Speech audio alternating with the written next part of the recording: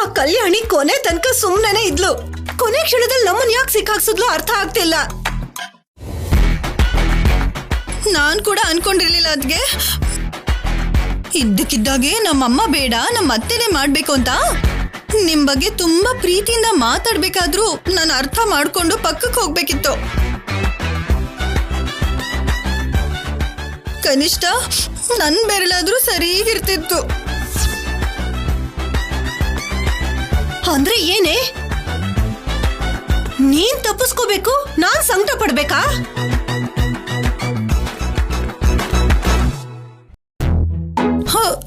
ನೀವೋ ನಾನೋ ಯಾರೋ ಒಬ್ರು ಚೆನ್ನಾಗಿದ್ರೆ ಒಬ್ರಿಗೊಬ್ರು ಸಹಾಯ ಮಾಡ್ಕೋಬಹುದು ಅಲ್ವಾ ಅದ್ಗೆ?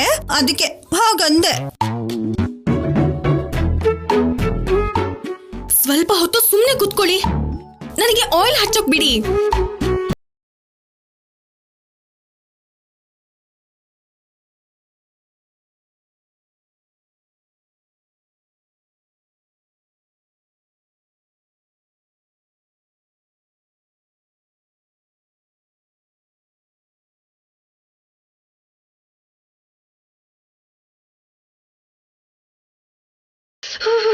ನನ್ ಬುಡಕ್ಕೆ ಬಂದ್ಬಿಡ್ತು.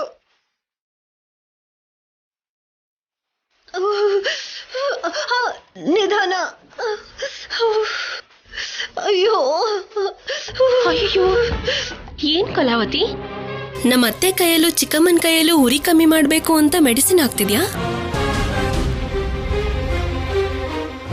ಬೇರೆಯವ್ರಿಗಾಗಿ ಯಾರು ಹಳ್ಳ ತೋಡ್ತಾರೋ ಅದ್ರಲ್ಲಿ ಅವರೇ ಬೀಳ್ತಾರೆ ಅಂತ ದೊಡ್ಡವ್ರು ಹೇಳ್ತಾರೆ. ಏನ್ ಕಲ್ಯಾಣಿ, ಏನ್ ಹೇಳ್ತಿದ್ಯಾ? ನಮ್ಮ ಅತ್ತೇನು ಚಿಕ್ಕಮ್ಮ ಏನ್ ಮಾಡಿದ್ರು ಅಂತ ನನಗೆ ಗೊತ್ತು. ಈಗ ಅವ್ರು ಅನುಭವಿಸ್ತಿರೋ ಹಾಗೆ ನಮ್ಮಮ್ಮ ಅನುಭವಿಸ್ಬೇಕು ಅಂತ ಅನ್ಕೊಂಡ್ರು. ಆದ್ರೆ ನಮ್ಮ ಅತ್ತೆ ಮಾತನ್ನ ಅಚಾನಕ್ ಆಗಿ ಕೇಳಿಸ್ಕೊಂಡಿದ್ದಕ್ಕೆ ಸರಿ ಹೋಯ್ತು.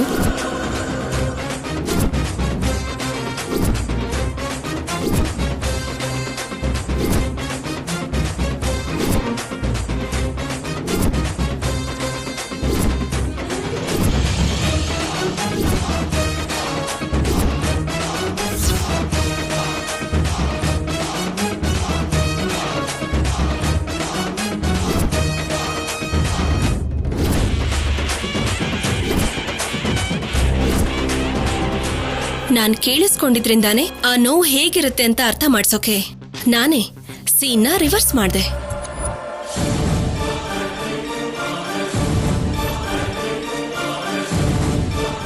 ನೋಡು ಕಲಾವತಿ, ನಮ್ಮತ್ತೆ ಚಿಕ್ಕಮ್ಮನ ಜೊತೆ ಬರೀ ಮಾತುಕತೆ ಇದ್ರೆ ಸರಿ, ಅನಾವಶ್ಯಕವಾಗಿ ಸ್ನೇಹ ಮಾಡ್ದೆ ಅನ್ಕೋ ನೀನು ಅನುಭವಿಸ್ಬೇಕಾಗತ್ತೆ. ಅಯ್ಯಯ್ಯೋ, ನನಗೆ ಅದೆಲ್ಲ ಗೊತ್ತಿಲ್ಲ ಕಲ್ಯಾಣಿ. ಏನೋ ಇವರಿಬ್ರು ಅಳ್ತಾ ಇದಾರೆ ಅಂತ ಆಯಿಲ್ ಹಚ್ದೆ ಅಷ್ಟೇ. ಗೊತ್ತಿಲ್ದೆ ಇದ್ರೆ ಒಳ್ಳೇದೆ, ಗೊತ್ತಾದ್ರೇನೆ. ಇಲ್ಲಿ ನೋಡು, ಈ ತರ ನೀನು ಕೂಡ ಇವ್ರು ಹಾಗೆ ಅನುಭವಿಸ್ತೀಯ.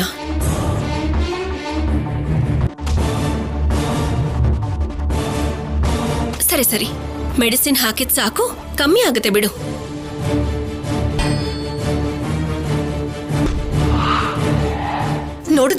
ನೋಡಿದ್ಯೇನೆ, ಅತ್ತೆ ಸಂಕಟ ಪಡ್ತಿದ್ದಾಳೆ ಅನ್ನೋದನ್ನು ಲೆಕ್ಕಿಸದೆ ಬಾಯಿಗೆ ಬಂದ ಹಾಗೆ ಮಾತಾಡ್ಬಿಟ್ಟು ಹೋಗ್ತಾ ಇದ್ದಾಳೆ. ಜೊತೆಗೆ ವಾರ್ನಿಂಗ್ ಬೇರೆ. ಪ್ರಯೋಜನ ಇಲ್ಲ, ಇವಳಿಗೂ ಅನುಪಮನ್ಗೂ ಸರಿಯಾಗಿ ಹೊಡಿಬೇಕು. ಅದ್ಗೆ ಅನುಪಮ ಅಮ್ಮಂಗೆ ಏನಾದ್ರೂ ಮಾಡ್ಬೇಕು ಅಂದ್ರು, ಕಲ್ಯಾಣಿಗೆ ಏನಾದ್ರೂ ಮಾಡ್ಬೇಕು ಅಂದ್ರು ಅನ್ಕೊಂಡಿರೋದ್ರಲ್ಲಿ ಒಂದೇ ಒಂದ್ ದಾರಿ, ನಮ್ಮಿಬ್ರಲ್ಲಿ ಯಾರೋ ಒಬ್ರು ಆ ಪದವಿಲಿ ಇರ್ಬೇಕು. ಮತ್ತೆ ಯಾರೋ ಒಬ್ರು ಅಂತ ಹೇಳ್ತಿದ್ಯಲ್ಲೇ? ನನಗ್ ಬೇಡ, ನೀನೇ ಇರು ಅಂತ ಹೇಳಿದ್ಯಲ್ಲ. ಅದನ್ನೇ ಹೇಳ್ತಿದ್ದೀನಿ. ಅದಕ್ಕೆ ಇದ್ರೆ ನೀವಾದ್ರೂ ಇರ್ಬೇಕು, ಬಾ, ಇಲ್ಲ ಅಂದ್ರೆ ನಾನಾದ್ರೂ ಇರ್ಬೇಕು. ನಾನ್ ಬೇಡ ಅಂದಿರೋದಕ್ಕೆ ನೀವಾದ್ರೂ ಆ ಪದವಿನ ಹೇಗಾದ್ರೂ ದಕ್ಕಿಸ್ಕೋಬೇಕು. ಸ್ವಲ್ಪ ಹೊತ್ತಲ್ಲೇ ಅತ್ತೆ ಆ ಸ್ಥಾನದಲ್ಲಿ ಯಾರು ಕುತ್ಕೋಬೇಕು ಅನ್ನೋ ಹೆಸರನ್ನ ಹೇಳ್ತಾರೆ, ನೆನ್ಪಿದೆ ಅಲ್ವಾ? ಹೌದಲ್ವಾ? ಈ ಉರಿ ಏನು ಸ್ವಲ್ಪ ಹೊತ್ತು ಕಮ್ಮಿ ಆಗೋಗುತ್ತೆ. 3 ವರ್ಷ ಇವ್ರ ಮೇಲೆ ಅಧಿಕಾರ ಚಲಾಯಿಸ್ಬೇಕು, 3 ವರ್ಷ ಇವರೆಲ್ಲರೂ ಆಟ ಆಡಿಸ್ಬೇಕು ಅಂದ್ರೆ ಅಧಿಕಾರ ಬೇಕೇ ಬೇಕು. ನಾನು 1 ನಿಮಿಷ ಬಂದೆ. ನೀವು ನನಗೆ ಕೈ ಕೊಡಿ.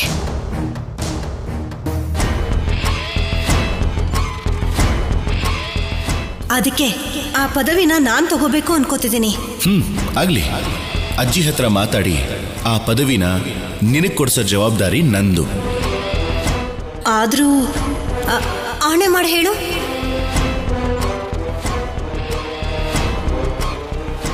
ಆಣೆ ಮಾಡ್ತೀನಮ್ಮ.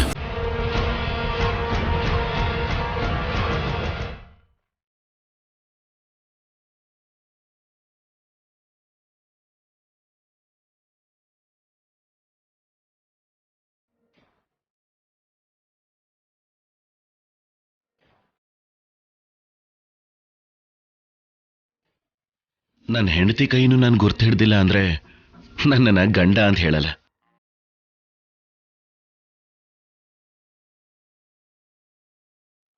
ಯಾಕೆ? ಏನು ಆಫೀಸರ್ ಏನೋ ಒಂಥರ ಇದ್ದಾರೆ. ಏನಿಲ್ಲ. ಗಂಡನ್ ಮನ್ಸಲ್ಲಿರೋ ಕಷ್ಟನ ಹೆಂಡತಿ ಹತ್ರ ಹೇಳ್ಕೋಬೇಕು. ಚಿಕ್ಕ ಮಕ್ಳ ಹಾಗೆ ಚಿನ್ನ ಜೊತೆ ಶೇರ್ ಮಾಡ್ಕೊಳ್ಳೋದಲ್ಲ. ಅದು ನೀನು ಮನ್ಸಲ್ಲೇ ಇಟ್ಕೊಂಡಿದ್ಯಾ? ಅದ್ ಹೇಗ್ ಮರೀಲಿ? ಫಸ್ಟ್ ಟೈಮ್ ನನಗ್ ಮಾತ್ರ ಸೀರೆ ತಂದು ಕೊಟ್ಟಿದ್ದೀರಾ ಅನ್ಕೊಂಡೆ. 8 ವರ್ಷದಲ್ಲಿ ಇದ್ದಾಗ್ಲೇನೆ ಗೌನ್ ಕೊಡ್ಸಿದೀರಾ. ಚಿನ್ನು ಚಿನ್ನು ಅಂತ ಅವಳ ಹಿಂದೆ ತಿರುಗಿದೀರಾ. ಏನೋ ಮದ್ವೆ ಆಗಿರೋದಕ್ಕೆ ಈಗ ಕಲ್ಯಾಣಿ ಕಲ್ಯಾಣಿ ಅಂತ ನನ್ ಹಿಂದೆ ತಿರುಗ್ತಿದ್ದೀರಾ. ಆ ವಯಸ್ಸಲ್ಲಿ ಫ್ರೆಂಡ್ಸ್ ಮಾತ್ರ ಇರ್ತಾರೆ, ಲೈಫಲ್ಲಿ ಹೀರೋಯಿನ್ ಇರಲ್ಲ. ಮದ್ವೆ ಆದ್ಮೇಲೆ ನಮ್ ಲೈಫಿಗೆ ಬರೋರೆ ಹೀರೋಯಿನ್. ಹೌದಾ? ಹಾಗಾದ್ರೆ ಈಗ ನನ್ ಹೀರೋಯಿನಾ? ನನ್ನ ಪಾಲಿಗೆ ನೀನು ಹೀರೋಯಿನ್. ಸರಿ ಕಲ್ಯಾಣಿ, ನಿನ್ಗೊಂದು ವಿಷಯ ಹೇಳ್ಬೇಕು. ಹೇಳಿ ಆಫೀಸರ್. ಏನಿಲ್ಲ ಕಲ್ಯಾಣಿ, ಈ ಸಲ ಕರಕುಶಲ ಕಾರ್ಮಿಕರ ಸಂಘಕ್ಕೆ ಅಧ್ಯಕ್ಷರಾಗಿ ಅಮ್ಮನ್ನ ನಿಲ್ಸಿದ್ರೆ ಹೇಗಿರುತ್ತೆ?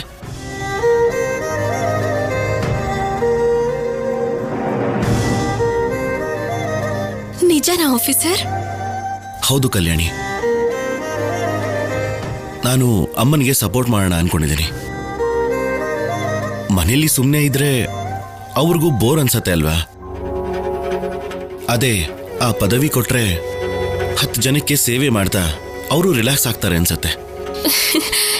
ಈ ವಿಷಯನ ನಿಮ್ಮ ಹತ್ರ ಹೇಗೆ ಹೇಳುದು ಅನ್ಕೊಂಡಿದ್ದೆ.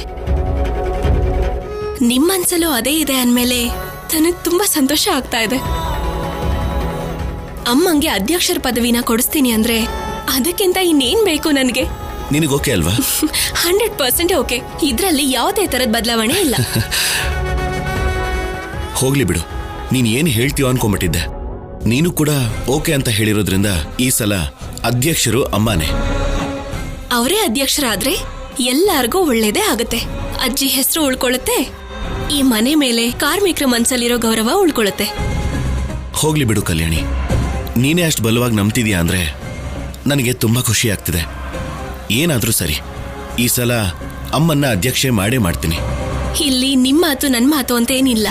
ನೀವ್ ಹೇಳ್ದ ಹಾಗೆ ಈ ಸರ್ತಿ ಅಮ್ಮನೇ ಅಧ್ಯಕ್ಷರಾಗೋದು, ಅದು ಫಿಕ್ಸ್. ಆಫೀಸರ್ ಕೂಡ ಅನುಪಮಮ್ಮನೇ ಅಧ್ಯಕ್ಷರ ಪದವಿಗೆ ಬರಬೇಕು ಅಂತ ಅನ್ಕೊಳ್ತಿದ್ದಾರೆ. ಕಲ್ಯಾಣಿ ಕೂಡ ನಮ್ಮಮ್ಮನೇ ಅಧ್ಯಕ್ಷ ಸ್ಥಾನಕ್ಕೆ ಬರಬೇಕು ಅಂತ ಕೇಳ್ಕೊತಿದ್ದಾಳೆ.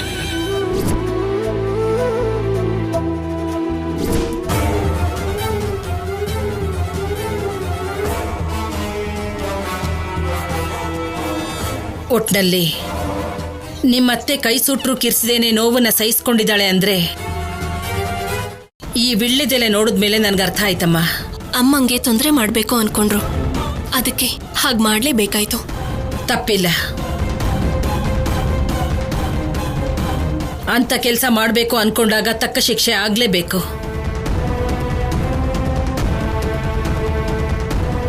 ನನ್ನ ಹೊಟ್ಟೆಲಿ ಹುಟ್ಟದೇ ಇದ್ದಿದ್ರೆ ಅವಳಿಗೆ ನಾನು ವಿಧಿಸೋ ಶಿಕ್ಷೆ ಬೇರೆನೇ ಇರ್ತಿತ್ತು. ಸರಿ ಬಿಡು, ಹೇಗೂ ತಕ್ಕ ಶಿಕ್ಷೆನೇ ಆಯ್ತಲ್ಲ. ಅಷ್ಟಕ್ಕೂ ನನಗೆ ಕೊಟ್ಟಿರೋ ಮಾತು ನೆನಪಿದೆ ಅಲ್ವಾ? ಈ ಮನೇಲಿ ಯಾರು ಏನಂದ್ರು ನಿನ್ ಮಾತಿನ ಮೇಲೆ ನೀನಿರ್ಬೇಕು. ಒಳ್ಳೆಯದು ಗೆಲ್ಲೋದಕ್ಕೆ, ಒಳ್ಳೆಯವರನ್ನ ಗೆಲ್ಸೋದಕ್ಕೆ ನಾನು ಯಾರ ಜೊತೆ ಬೇಕಾದ್ರೂ ಜಗಳ ಆಡೋದಕ್ಕೆ ಸಿದ್ಧವಾಗಿರ್ತೀನಿ ಅಜ್ಜಿ. ಮೊದಲು ಆರತಿ ಮಾಡಮ್ಮ.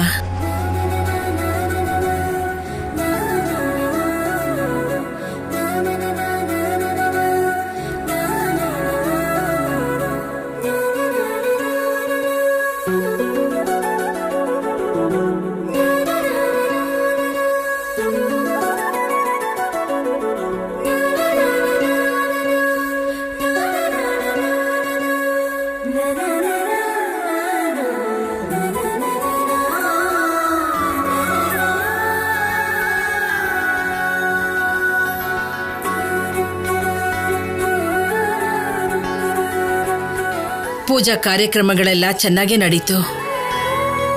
ಇನ್ನು ಮನೆಯವ್ರಿಗೆ ನಾನು ಹೇಳ್ದ ಹಾಗೆ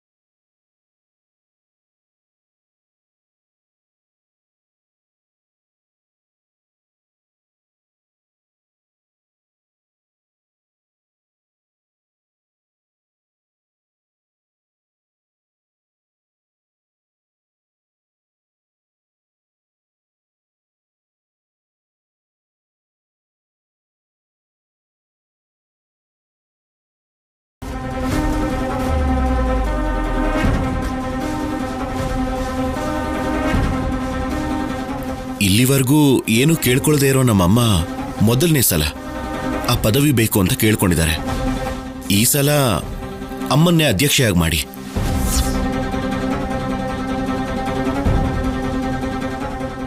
ಇದೇನು ಆಫೀಸರ್, ಅಮ್ಮನ್ನ ಅಧ್ಯಕ್ಷೆ ಮಾಡ್ಬೇಕು ಅಂತ ನೀವ್ ಹೇಳಿದ್ದು ನಮ್ಮ ಅಮ್ಮನ ಬಗ್ಗೆ ಅಲ್ವಾ? ಅಲ್ಲ, ನಮ್ಮಮ್ಮನ ಬಗ್ಗೆ. ನೀನು ಅನುಪಮ ಅಮ್ಮ ಬಗ್ಗೆ ಅನ್ಕೊಂಡ?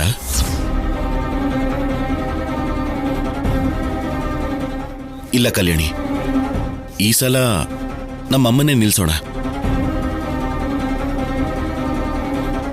ಅಜ್ಜಿಯವ ನಿರ್ಧಾರ ತಗೊಂಡಿದ್ದಾರೆ ಅಂದ್ರೆ ತುಂಬಾ ಯೋಚನೆ ಮಾಡೇ ತಗೊಂಡಿರ್ತಾರೆ ಅಲ್ವಾ? ಆದ್ರೆ ಅಮ್ಮ ಕೇಳಿದ್ರಲ್ಲ ಅಂತ ಈಸಿಯಾಗಿ ಕೊಡೋ ಅಂತ ಪದವಿ ಅಲ್ಲ ಅಲ್ವಾ ಆಫೀಸರ್?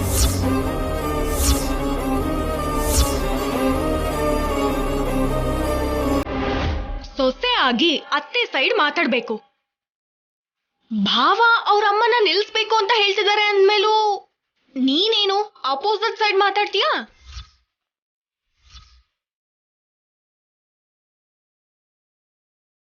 ಹೌದೌದು, ಯಾವಾಗ್ಲೂ ಕಲ್ಯಾಣಿಗೆ ಅವ್ರ ಅಮ್ಮನೇ ಮುಖ್ಯ. ಈ ಮನೇಲಿ ಯಾರ ಅವಶ್ಯಕತೆನೂ ಇಲ್ಲ ಅವಳಿಗೆ. ಆ ಪದವಿ ನಾನ್ ಕೂಡ ಬೇಕು ಅಂತಾನೆ ಅನ್ಕೊಂಡಿದ್ದೆ.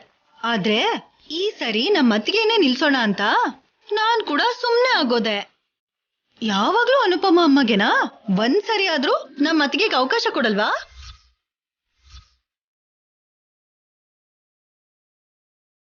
ಅಮ್ಮ, ನನ್ಗದೆಲ್ಲ ಬೇಡಮ್ಮ. ದಮಯಂತಿನೇ ಆಯ್ಕೆ ಮಾಡಿ. ಅಮ್ಮ, ನನ್ನನ್ನ ತಪ್ಪು ತಿಳ್ಕೊಬೇಡಿ. ನೀವಿದ್ರೆ ಚೆನ್ನಾಗೇ ಇರುತ್ತೆ. ಆದ್ರೆ ನಾನು ನಮ್ಮಮ್ಮನಿಗೆ ಮಾತು ಕೊಟ್ಟಿದ್ದೀನಿ.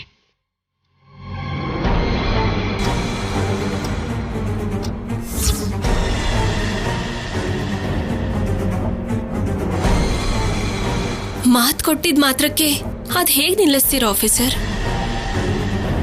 ಆ ಪದವಿ ಸಿಗ್ಬೇಕು ಅಂದ್ರೆ ಕೆಲವು ಅರ್ಹತೆಗಳಿರ್ಬೇಕಲ್ವಾ? ಕರಕುಶಲ ಕಾರ್ಮಿಕರಿಗೆ ಅಧ್ಯಕ್ಷರಾಗಿರ್ಬೇಕು ಅಂದ್ರೆ ಏನ್ ಅರ್ಹತೆ ಇರಬೇಕು?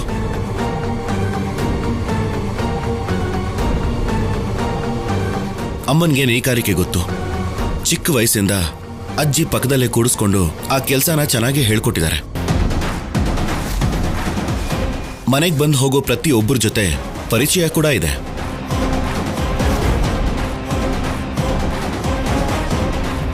ಈ ಸುತ್ತಮುತ್ತ ಗ್ರಾಮದಲ್ಲಿ ದಮಯಂತಿ ಅಂದ್ರೆ ಗೊತ್ತಿಲ್ಲ ಅಂತ ಹೇಳೋರು ಯಾರೂ ಇಲ್ಲ. ಅದಕ್ಕಿಂತ ಇನ್ನೇನು ಅರ್ಹತೆ ಬೇಕು?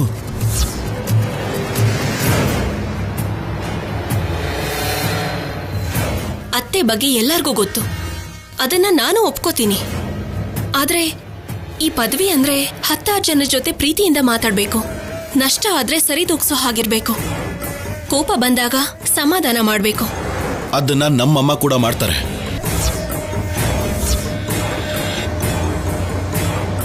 ಹೌದೌದು, ಏನೋ ನಮ್ಮತ್ತಿಗೆ ನಿನ್ಮೇಲ್ ಕಿರ್ಚ್ತಾರೆ ಅಂತ ಎಲ್ರ ಮೇಲೂ ಕಿರ್ಚ್ತಾರಾ ಹೇಗೆ? ಇವಾಗ ಸಾಕು, ನಿಲ್ಸಿ ನಿಮ್ ಜಗಳನ.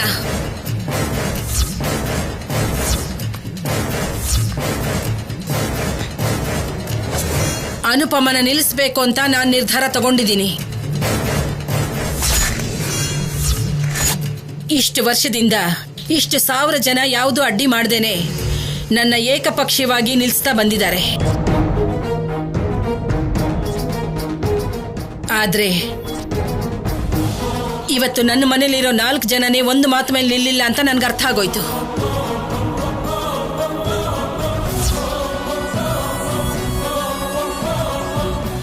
ಸರಿ, ನನ್ನ ನಿರ್ಧಾರ ಬೇಡ ಅಂದಿದ್ದಕ್ಕೆ ಇನ್ನೂ ಅದ್ರ ಬಗ್ಗೆ ಮಾತಾಡ್ಕೊಳ್ಳೋದು ಬೇಡ.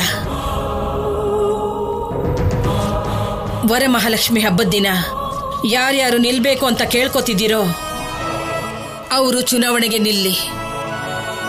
ಅದಕ್ಕೆ ನಾನು ಅಡ್ಡಿ ಮಾಡಲ್ಲ.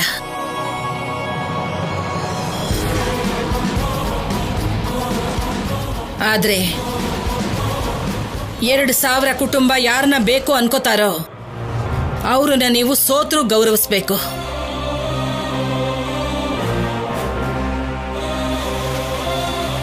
ನಾನು ಅನುಪಮ ಅಂದ್ರೆ ನೀವು ದಮಯಂತಿ ಅಂತ ಹೇಳ್ತಿರೋದಕ್ಕೆ ನಾಮಿನೇಷನ್ ಹಾಕಿ ಇಬ್ರು ಚುನಾವಣೆಗೆ ನಿಲ್ಸೋಣ.